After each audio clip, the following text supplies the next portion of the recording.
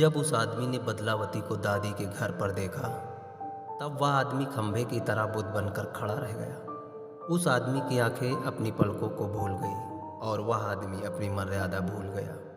जब दादी ने उस आदमी को देखा, तब दादी ने कहा, क्या बात है, क्या ताक रहे हो? उस आदमी ने हड़बड़ाते हुए कहा, कुछ नहीं दादी, मैं तो ऐसे ही आ गया था। दादी ने कहा, हाँ, वह तो पता चलता है कि तुम ऐसे ही आए होगे। इतनी बूढ़ी हो गई हूँ, इतने दिनों से यही सब देखती आ रही हूँ। आँखों से पता चल जाता है कि सामने वाला क्या चाहता है। तभी दादी ने आवाज़ लगा दिया, बिटिया बदलावती, बाहर आकर देखो, कोई तुम्हें देखना चाहता है। जब बदलावती अंदर से बाहर निकल कर आई और उस आदमी ने बदलावती के पूरे शरीर को देखा, तब वह आदमी बिल्कुल पागल हो गया और उसने अपना आपा खो दिया और वह दौड़कर बदलावती के शरीर से लिपटने जा रहा था। तभी दादी ने उस आदमी के सामने अपना डंडा रख दिया और कहा, खबरदार, अगर तूने मेरी बिटिया को छुआ तो मैं तेरे हाथ तोड़ दूंगी। उस आदमी के मुंह से लड़खड़ाती हुई आवाज़ निकली, दादी एक बार छू लेने दो, मैं छूकर देखना चाहता हूँ, क्या सच में यह औरत है? दादी ने उस आदमी को डंडे से दूर धकेल दिया। फिर बदलावती ने कहा, अम्मा तुम अंदर चलो, मैं इस आदमी को समझा कर आती हूँ। अम्मा अंदर चली गई। तब बदलावती ने उस आदमी से कहा, इतनी समय तुम मुझे छूकर क्या करोगे? कम से कम तुम ऐसे समय में आओ कि तुम्हें मुझसे कुछ मिल सके और तुम्हारी इच्छा पूरी हो जाए। अभी तुम मुझे छूकर क्या करोगे? मैं तुम्हें अपने इस शरीर को छूने का एक मौका दूंगी। तुम चाहो तो अभी छू सकते हो, नहीं तो सूरज डूबने के बाद कभी भी आ जाना, मैं तुम्हारा इंतज़ार करूंगी। उस आदमी की आंखों में खुशी की लहर दौड़ गई। उसने झट से कहा, ठीक है, मैं रात में आऊँगा। वह आदमी वहाँ से चला गया। उसके बाद बदलावती घर के अंदर गई और दादी से कहा, अम्मा, यह आदमी आज रात में मुझसे मिलने आएगा। जब यह घर आए तब तुम कहीं छिप जाना और छिपकर मुझ पर नज़र रखना। मैं कुछ भी करूं, उस समय तुम कुछ मत बोलना। बाकी बातें मैं आपको बाद में बताऊंगी। इतना कहने के बाद बदलावती घर से बाहर निकली और जंगल की तरफ चली गई। धीरे धीरे पूरा दिन बीत गया। दादी दरवाजे पर बैठी बदलावती का इंतजार करते हुए जंगल की तरफ देख रही थी। दादी मन में बड़बड़ा रही थी, पता नहीं कहाँ रह गई यह लड़की, सूरज डूबने वाला है और ये अभी तक आई नहीं। तभी दादी ने देखा बदलावती जंगल से बाहर निकल रही है और उसके हाथ में किसी पेड़ की डाली है जिसमें बहुत सारी पत्तियां लगी हैं। जब बदलावती दादी के पास आ गई, तब दादी उस डाली से कुछ पत्तों को तोड़कर सूंघने जा रही थी। तब बदलावती ने कहा, अम्मा, इन पत्तियों को सूंघ भी मत लेना, नहीं तो तुम्हारी आंखें फिर सुबह ही खुलेंगी। तब दादी ने कहा, ऐसी पत्तियों की यहाँ कौन सी आवश्यकता पड़ गई? बदलावती ने कहा, अम्मा तुम चलो अंदर। बदलावती और अम्मा अंदर चली गई। काफ़ी अंधेरा होने के बाद वह आदमी आया और दरवाजे पर धीरे से हाथ रखा। बदलावती तो इंतज़ार ही कर रही थी। वह समझ गई कि यह वही आदमी है। अम्मा घर के एक कोने में अंधेरे में जाकर बैठ गई। बदलावती ने उठकर दरवाज़ा खोला। जैसे ही दरवाज़ा खुला, वह आदमी बदलावती से लिपट गया।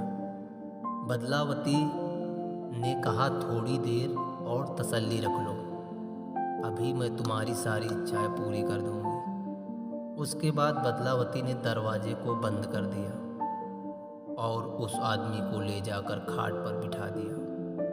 वहाँ पर हल्की रोशनी में दिया जल रहा था। उसके बाद बदलावती ने कहा, हाँ अब कहो, तुम मुझे किस तरह देखना चाहते हो? उस आदमी ने अपने हाथ बढ़ाए बदलावती को पकड़ने के लिए, लेकिन बदलावती ने उसके हाथों को पकड़ते हुए कहा, तुम क्यों परेशान होते हो? मैं तुम्हें वह सब कुछ दिखा दूंगी जो तुम देखना चाहते हो। उसके बाद बदलावती ने अपने स्तनों को ढके हुए कपड़े को हटा दिया। दादी को यह सब अच्छा नहीं लग रहा था। दादी मन में सोच रही थी आखिर यह लड़की करना क्या चाहती है। जैसे ही बदलावती के सीने से कपड़ा हटा, उस आदमी की आंखें फटी की फटी रह गई। उस आदमी ने शायद अपने जीवन में ऐसी कल्पना नहीं की थी। जितनी सुंदर बदलावती के शरीर के कुछ हिस्से थे, वह बदलावती से लिपटने को व्याकुल होता जा रहा था। फिर बदलावती ने कहा, तुम्हारी आंखें तो अभी से बंद होने लगी। अभी तो मेरे पास बहुत कुछ है तुम्हें दिखाने के लिए। इतना कहने के बाद बदलावती ने अपने सारे कपड़े उतार दिए और निर्वस्त्र होकर उस आदमी के सामने खड़ी हो गई।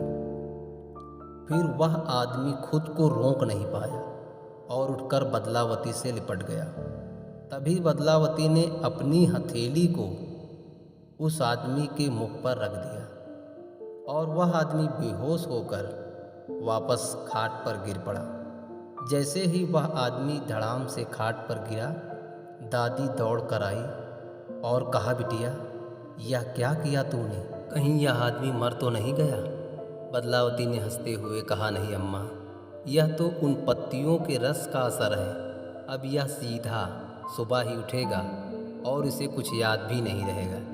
जितना इसने देखा है उतना ही इसे याद रहेगा, और जितना सुबह आप इससे कहेंगे यह उतना ही सही मानेगा। सुबह जब उस आदमी की आंखें खुली, तब वह खुद को बहुत थका हुआ महसूस कर रहा था। वह उठकर दरवाजे की तरफ गया। बाहर जाकर देखा तो दिन काफ़ी चढ़ गया था और दादी भी बाहर ही बैठी थी। जब वह आदमी दादी के बगल से निकल रहा था, तब दादी ने धीरे से कहा, मिल गई तसल्ली तुम्हें किसी की ज़िंदगी बर्बाद करके? उस आदमी ने दादी की बात पर कुछ नहीं कहा, सर नीचे करके वहाँ से चला गया। फिर दादी ने बदलावती से कहा, बिटिया तुम यह सब करके साबित क्या करना चाहती हो?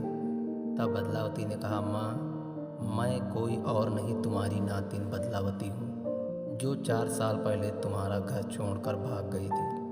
तब दादी ने कहा, अरे बिटिया मैं तो तुमको पहचान ही नहीं पाई, लेकिन यह सब करके तुम करना क्या चाहती हो? तब बदलावती ने कहा, अम्मा मैं केवल यह चाहती हूँ कि किसी औरत के पति के मरने के बाद उसे अपने पति के साथ जिंदा चिता पर लेटना न पड़े। तभी दादी ने कहा, लेकिन यह इस तरह कैसे हो पाएगा?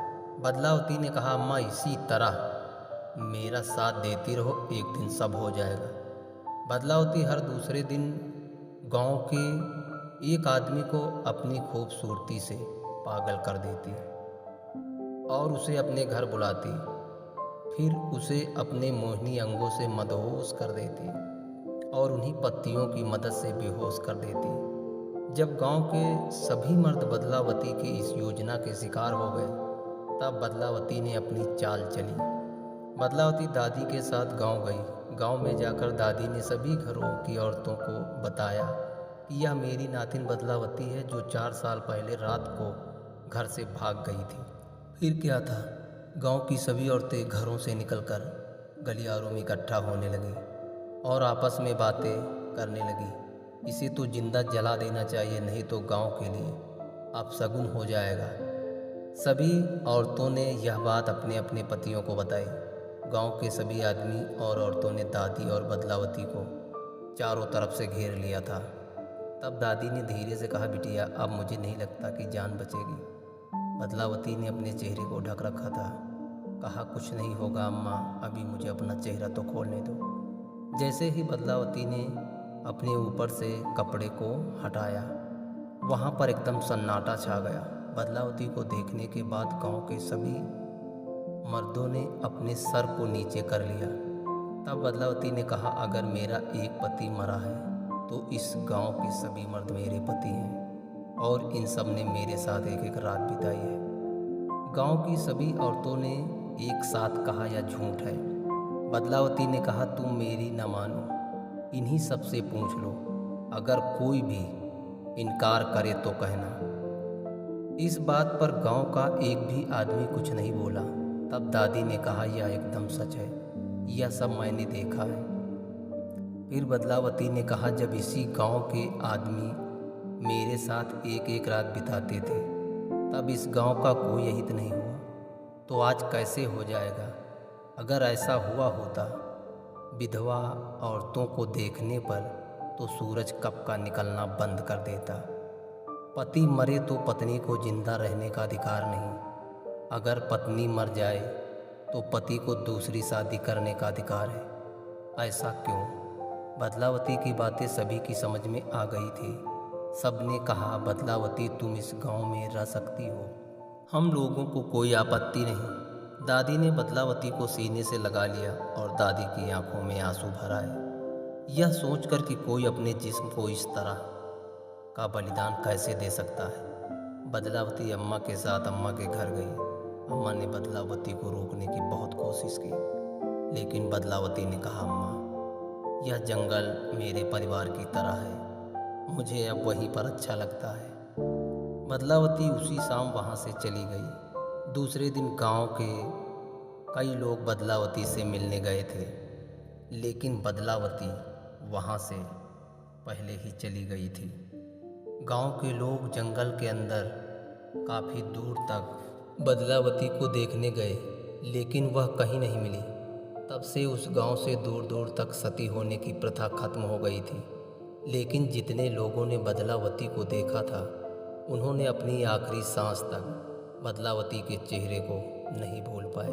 एक खूबसूरती होती है जो इंसान की इच्छाओं को जगाकर अपनी तरफ प्रेरित कर लेती है। एक खूबसूरती वह मोहनी होती है जो इंसान की आत्मा तक को अपने वश में कर लेती है, जिसे भुलाने के लिए सारी कोशिशें नाकाम हो जाती हैं। ऐसी खूबसूरती थी बदलावती के जिस्म से बदलावती की आत्मा तक, जिसे उस समय लोगों ने परिवर्तन की देवी मान लिया था, जिसमें औरतों की संख्या ज़्यादा थी। जब कभी किसी का पति मरता था तब सबसे पहले औरतें बदलावती को याद करती और कहती, धन्य हो देवी बदलावती, जो तुमने मुझे जीने का अधिकार दिया। ऐसे तो सुनने को कई बार मिल जाता है कि औरतों में दिमाग कम होता है, लेकिन जब कभी परिवर्तन की बात आती है तो औरतों का योगदान पहले रहता है। इस कहानी को सुनने के बाद मुझे तो लगता है औरतें बनी ही हैं परिवर्तन और त्याग करने के लिए, इसलिए इन्हें ज़िंदगी में कई बार त्याग और परिवर्तन करना पड़ता है। इस कहानी को सुनने के बाद किसी शब्द का गलत अर्थ न निकालें। पूर्ण और संपूर्ण में बहुत अंतर होता है। केवल लड़की का जन्म पा लेने से कोई औरत नहीं हो जाती। औरत के कर्म अमृतमय होते हैं, इसलिए उनके नाम के आगे देवी लगता है। जिसके जीवन की किसी सांस में दाग नहीं लगता। सत्य किसी शब्दों का मोहताज नहीं होता। सत्य के सर पे कोई झूठा ताज नहीं होता। बीते हुए वक्त लोगों को याद दिलाते हैं, आज भी होती होंगी ऐसी औरतें, ये शब्द विश्वास दिलाते हैं।